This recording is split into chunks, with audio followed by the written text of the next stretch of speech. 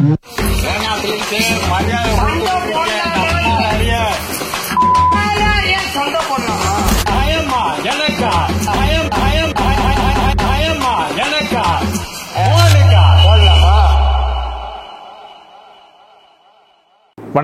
கடந்த சில தினங்களாக திரைக்கு வந்து சமூக வலைத்தளங்களில் மிக பெரும் பேசுபொருளாகி இருக்கிற 3 படங்கள் தங்கலான், வாழை, கொட்டுக்காளி, இந்த 3 படங்களை பற்றிய ஒரு கிரிட்டிக்கல் அனாலிசிஸ் அல்லது ஃபிலிம் அப்ரிசியேஷன் அப்படின்னு இந்த வீடியோவை நீங்கள் எடுத்துக்கலாம்.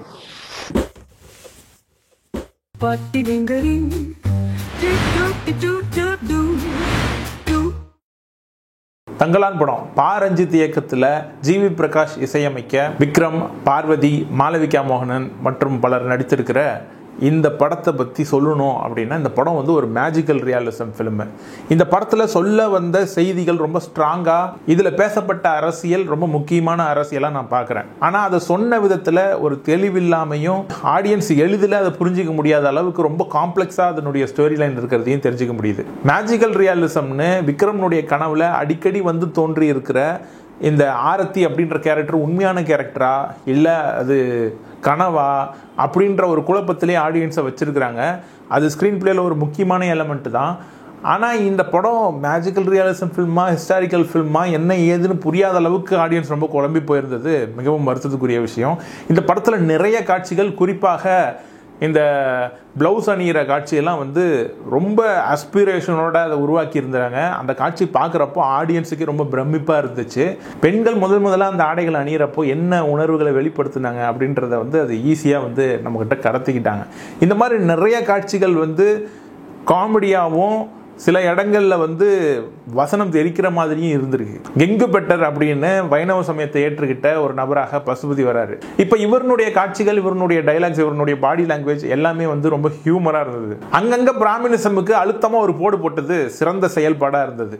ஆனாலும் கிளைமேக்ஸ் எதை நோக்கி போகுது அப்படின்னு ஆடியன்ஸுக்கு புரியாம தவிச்சுக்கிட்டு இருந்தது. முக்கியமா நானும் தவிச்சுட்டு இருந்தேன். ஆக்சுவலி இந்த படத்துல ஹீரோ தங்கத்தை எப்படியாவது எடுத்துடணும் அப்படின்னு முயற்சி செய்யறாரு. ஆனா தங்கத்தை எடுக்க விடாம இந்த ஆரத்தின்ற கேரக்டர் வந்து பயமுறுத்திக்கிட்டே இருக்குது. திரும்ப தங்கத்தை எடுக்கணும்னு முயற்சி செய்யறாரு, திரும்ப வந்து பயமுறுத்துது, திரும்ப தங்கத்தை எடுக்கணும்னு முயற்சி செய்யறாரு, திரும்ப வந்து பயமுறுத்துது. இப்படி கண்டினியூஸா சொன்ன விஷயமே திரும்ப திரும்ப வந்துட்டு இருக்கிறதுனால ஒரு மாதிரி டயர்ட் ஆயிடுது நமக்கு. பட் மற்றபடி இந்த படத்தினுடைய சினிமோட்டோகிராஃபி, இதனுடைய சவுண்ட் டிசைன் இதெல்லாம் வந்து ரொம்ப உயர் தரத்தில் இருந்துச்சு.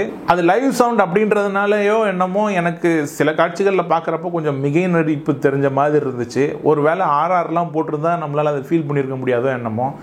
அது ஆர்ஆர்லாம் இல்லாமல் அப்படி ஒரு மாதிரி பிளெயினாக பார்த்ததுனால, நான் வழக்கமான சினிமா பார்த்ததுனால எனக்கு அந்த மாதிரி தோணுச்சா என்னன்னு தெரியல. பட் தங்கலான் வந்து ஒரு சிறப்பான ஸ்டேட்மெண்ட். அடுத்த முறை ரஞ்சித் இன்னொரு சிறப்பான படைப்பை கொடுக்குறப்போ இதில் இருக்கிற குறைகளை நிவர்த்தி பண்ணிட்டு இன்னும் என்டர்டெய்னிங்காக, இன்னும் ஆடியன்ஸுக்கு ஈஸியாக எளிதில் புரியக்கூடிய ஒரு கதையை வந்து கொடுப்பாரு அப்படின்னு நம்ம நம்புகிறோம். அடுத்ததான் இந்த வாழை படத்தை பற்றி பார்த்துடலாம். வாழை படம் அது என்ன கதை அப்படின்னே தெரியாமல் தான் போய் தியேட்டரில் உட்காந்தேன். ஏன்னா அது வரைக்குமே அதனுடைய கதை அது எதுவுமே நமக்கு தெரியாமல் தான் வச்சுருந்தாங்க. சொல்லப்போனால் வாழை படம் வந்து வெறும் கதையை மட்டுமே சொல்லாமல் அங்கே இருக்கிற மக்கள், அவங்களுடைய வாழ்வியல், இந்த மாதிரி காட்சிகளால் நிரம்பி இருந்தது. இந்த படத்தில் முக்கியமாக கலையரசன், திவ்யா துரைசாமி, நிகிலா விமல் இந்த மாதிரியான ஆட்கள் நடிச்சிருந்தாலும் இந்த 2 சின்ன பசங்க ரொம்ப சூப்பராக நடிச்சிருந்தாங்க. ராகுல் அண்ட் பொன்வேல் அப்படின்ற இந்த 2 சின்ன பசங்க வந்து அருமையாக தன்னுடைய நடிப்பை வந்து வெளிப்படுத்தியிருந்தாங்க. முக்கியமாக ரஜினி ஃபேனு, கமல் ஃபேனாக இவங்க 2 பேருக்குள்ளார இருக்கிற இந்த காமெடி சீன்ஸ்லாம் வந்து உண்மையிலேயே தியேட்டரே வந்து சிரிச்சது. அந்த அளவுக்கு ஹியூமர் ஒர்க் அவுட் ஆயிருந்துச்சு. இந்த கதையில் முக்கியமான கதாபாத்திரமா இருக்கிற இந்த சிவனைந்தன்ற கேரக்டர் வந்து ஒரு சின்ன பையன் கேரக்டர். அவனுக்கு ஸ்கூல் போகணும்னு ஆசை, ஸ்கூலில் போய் படிக்கணும் அப்படின்றது தான் முக்கியமான விருப்பம். நல்லா படிக்கிற பையன். ஆனால் அவனுக்கு இருக்கிற ஒரு பெரிய பிரச்சனை, அவனுடைய நைட் மேர் அப்படின்னா என்னன்னா, லீவ் நாள்னு வந்துட்டா அவங்க வீட்டில் அவங்க அம்மா அவனை வற்புறுத்தியாவது அவனை காய் சுமக்க கூப்பிட்டு போயிடுவாங்களாம். அதாவது இந்த வாழைத்தாரை சுமந்துட்டு போகிற ஒரு வேலையை அவன் செய்தாகணும். அந்த வேலைக்கு போகணுன்னாலே ஒரு பெரிய நைட்மேர் மாதிரி நம்ம சிவனைந்தனுக்கு. அதனால அதுலேருந்து எப்படியாவது எஸ்கேப் ஆகலாமா அப்படின்னு நினைக்கக்கூடிய ஒரு கேரக்டர். இந்த சிவனைந்தன்ற கேரக்டருக்கு ஸ்கூலில் அவங்க டீச்சரை வந்து ரொம்ப பிடிக்கும். அவங்கள பார்க்கணும், அவங்கக்கிட்ட பேசணும் அப்படின்னு ரொம்ப விருப்பப்படுற கேரக்டர். இப்படி இந்த மாதிரியான காட்சிகளால் நகரக்கூடிய இந்த திரைக்கதையில் இந்த திரைக்கதை எதை நோக்கி நகருது அப்படின்னு ஆடியன்ஸுக்கு தெரில இன்டர்வல் வரைக்கும். ஏன் இன்டர்வலுக்கு அப்புறமும் தெரில. ஆனால் கடைசி ஒரு 20 நிமிஷத்தில் தான் இது எதை பற்றிய கதை அப்படின்னு ஆடியன்ஸுக்கு புரியுது. அது வரைக்கும் அந்த ஸ்டோரியை வந்து அவங்க கிரிப்பாக வச்சுருந்தது அதனுடைய நல்ல ஸ்க்ரீன் ரைட்டிங் தான். இந்த கிளைமாக்ஸ் காட்சியில் எனக்கு கொஞ்சம் ரொம்ப டிஸ்டர்பிங்காகவே இருந்துச்சு. சில நேரத்தில் வந்து காதுகள்லாம் அடைச்சிக்க ஆரம்பித்தேன். ஏன் சொல்கிறேன்னா, எனக்கு ரொம்ப எமோஷனலாகவும், இன்னொன்று அதனுடைய ஆடியோ, அந்த கதறல் சத்தம் அதெல்லாம் கேட்க முடியல என்னால். இந்த படம் முடிகிறப்போ ஒரு பாடல் வருது, பாதவத்தி அப்படின்ற அந்த சாங்கு முடிகிற வரைக்குமே, அந்த கிரெடிட்ஸ் முடிகிற வரைக்குமே ஆடியன்ஸ் உட்காந்து அந்த பாடல் முடிச்சுட்டு கிரெடிட்ஸ்லாம் முடிஞ்சதுக்கப்புறம் தான் வெளியே போனாங்க. அந்த அளவுக்கு தியேட்டரில் ஒரு நல்ல ரெஸ்பான்ஸ் வாழையில் ஏதாவது குறைய சொல்லணும் அப்படின்னு நினச்சா இந்த படத்தை லீனியராகவே சொல்லியிருக்கலாம். அங்கங்கே வந்து ஃப்ளாஷ்பேக் மாதிரி சில ஷார்ட்ஸை காமிச்சது, சில ஷார்ட்ஸை வந்து இன்சர்ட் பண்ணது, இதெல்லாம் வந்து இல்லாமல் நீட்டாக பிளெயினாக இருந்திருந்தா இன்னும் சிறப்பாக இருந்திருக்கும். பட் மற்றபடி படம் வந்து சிறப்பான படம். அடுத்து இந்த கொட்டுக்காளி திரைப்படம், வினோத்ராஜ் இயக்கத்தில் சூரி, அண்ணாபென் இவங்க நடிச்சிருக்கக்கூடிய இந்த படம் வந்து ஒரு மினிமலிஸ்ட் ஃபிலிம்னா பெரிய அளவில் பொருட்செலவு எதுவும் செய்யாமல், பெரிய அளவில் சீன்ஸ் நிறையா வைக்காமல், பெரிய அளவில் கதாபாத்திரங்களை அதிகமாக கொடுக்காம, இப்படி நிறையா விஷயங்களில் ரொம்ப சுருக்கமான லிமிட்டான ரிசோர்ஸஸ் மட்டுமே பயன்படுத்தி செய்யக்கூடிய படங்களை வந்து மினிமலிஸ்ட் ஃபிலிம்னு சொல்லலாம். அந்த மாதிரி இந்த படம் வந்து ஒரு மினிமலிஸ்ட் ட்ராமா ஃபிலிம். இந்த படத்தில் இசை கிடையாது. ஆனாலும் இந்த படத்தில் நிறைய காட்சிகளில் இசைக்கு பதிலில் சவுண்டு வந்து அவ்வளோ வேலைகளை செய்திருக்கு. சவுண்ட் டிசைனை பாராட்டியே ஆகணும். நான் உட்காந்து பார்த்த தியேட்டரில் நிறைய பெண்கள் முன்னாடி உட்காந்து இந்த நிறைய காட்சிகளுக்கு சிரிச்சிட்டு இருந்தாங்க. ஹியூமரஸாக இருந்துச்சு ஃபர்ஸ்ட் ஹாஃப்லாம். செகண்ட் ஹாஃப் எதை நோக்கி போகுது அப்படின்னு புரிய வரப்போ அது வந்து நிறைய ஆடியன்ஸால் அதை ஏற்றுக்க முடியல. அது என்னன்னா, அவங்களுக்கு இந்த மாதிரியான ஒரு வித்தியாசமான சினிமாவை பார்த்தே அவங்க பழக்கம் இல்லை. ஒரு ஃபெஸ்டிவல் ஃபிலிம்ன்றாங்கல்ல சில பேர் அப்படி சொல்கிறாங்க. ஆனால் என்ன கேட்டிங்கன்னா நான் என்னன்னு சொல்லணும், ஒரு அப்ட்ராக்ட் ஃபிலிம்னு சொல்லுவேன். இப்போது தங்கலான் படம் வந்து அது என்ன கதை, அது என்ன சொல்ல வருது அப்படின்ற டைலாக்ஸை வந்து ஸ்டேட்மெண்ட்டாகவே வச்சுது. அதுக்குள்ளே இருக்கிற டைலாக்ஸ் வந்து ரொம்ப ப்ரீச்சியாகவே சில சீன்ஸ் இருந்துச்சு. வாழை படமும் வந்து ஒரு ட்ராமா ஃபிலிம். சொல்ல போனால் அதில் என்ன சொல்ல வராங்க, கதாபாத்திரங்கள், உழைப்பாளர்களுக்கு இருக்கிற உரிமை, இந்த மாதிரி நிறைய விஷயங்களை வாழைப்படம் பேசிச்சு. சொல்ல போனால் அதுவும் ஒரு ஸ்டேட்மெண்ட்டை பேசுது. ஆனால் இந்த கொட்டுக்காளி திரைப்படம் பார்த்தீங்கன்னா இது எந்த ஸ்டேட்மெண்ட்டும் பேசாது.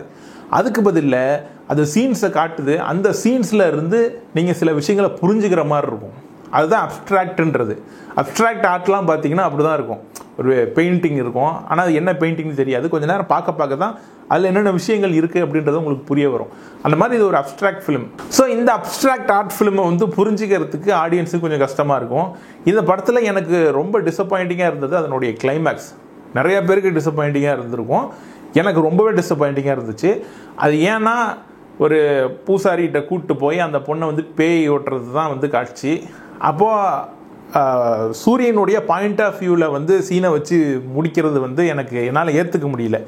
ஏன் சொல்கிறேன்னா, இப்போ சூரியே வந்து சீனில் இல்லாத மாதிரி கேமரா மட்டும் வச்சு டக்குன்னு பேக்கப் பண்ண மாதிரி இருந்துச்சு.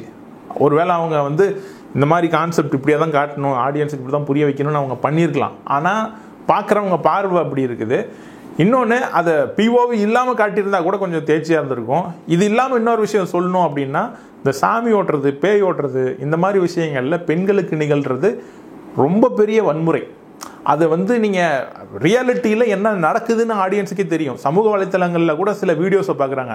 ஸோ அப்படி இருக்கிறப்போ அந்த வன்முறையை வந்து காட்டாமல் அதை தவிர்க்கிறதுக்காகவும் என்னமோ நீங்கள் வந்து ஒரு கிளைமேக்ஸ் டக்குன்னு கன்க்ளூஷனுக்கு ஜம்ப் ஆகி போன மாதிரி இருந்துச்சு. அது தவிர இந்த 3 படங்களும் வந்து பேச வேண்டிய அரசியலை பேசியிருக்குது. அதுக்காகவே இந்த படத்தை ப்ரொடியூஸ் பண்ணவங்களுக்கும் இயக்கியவர்களுக்கும் பாராட்டுதலை தெரிவிக்கணும். இப்படி இந்த மாதிரி ஒரு வித்தியாசமான கதைக்களங்களோடு, வித்தியாசமான ஸ்டேட்மெண்ட்ஸோடு இப்படி 3 படங்கள் ஒன்றா வர்றது அப்படிங்கிறது தமிழ் சினிமாவில் அபூர்வம். அந்த மாதிரி அபூர்வ நிகழ்வு இப்போ நடந்திருக்கு. நீங்கள் இந்த படத்தை போய் பார்க்கலான்னா போய் பாருங்கள். பார்த்துருந்தீங்கன்னா அதை பற்றி உங்களுடைய கருத்து என்ன அப்படின்றத கமெண்ட் செக்ஷனில் சொல்லுங்கள். அடுத்த தடவை வேறு ஒரு கண்டென்ட்டோடு சந்திப்போம். நன்றி, வணக்கம். பட்டி